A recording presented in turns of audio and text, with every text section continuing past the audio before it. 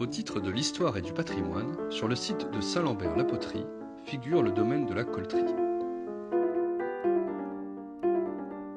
Il est acquis que les terres avoisinant le village de Saint-Lambert-la-Poterie ont été occupées par une population très ancienne.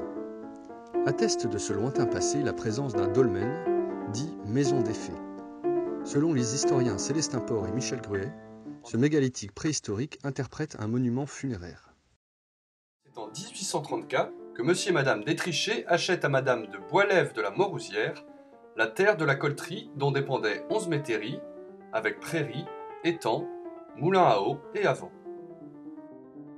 Les travaux d'une chapelle moderne en style des 15e et 16e siècles sont entrepris vraisemblablement dans les années 1850 par Julie d'Étrichet, la belle-mère d'Augustin Arthur.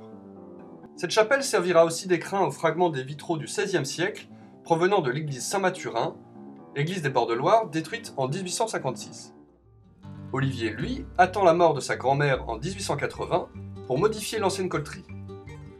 Il en gardera la poutraison et les murs. Il s'endette lourdement pour construire un château néo-gothique inspiré des entretiens sur l'architecture de Viollet-le-Duc. Il se présente sous l'aspect d'un grand corps de logis, garni de pavillons carrés aux angles de la façade principale et de tours rondes aux angles de la façade opposée. Un magnifique escalier à vis est placé dans une tour polygonale au centre de la façade ouest. Marguerite modernise l'orthographe du toponyme Cotterie en Coltrie, laissant aux cartes d'état-major le nom de Colletterie. Olivier, féru d'équitation, ne réalisera pas les immenses écuries et dépendances qu'il a prévu de construire. Il meurt en 1897, sans postérité, laissant à sa filleule et nièce Germaine la nue propriété de la terre de la Coltrie. Le 1er septembre 1939, Hitler envahit la Pologne.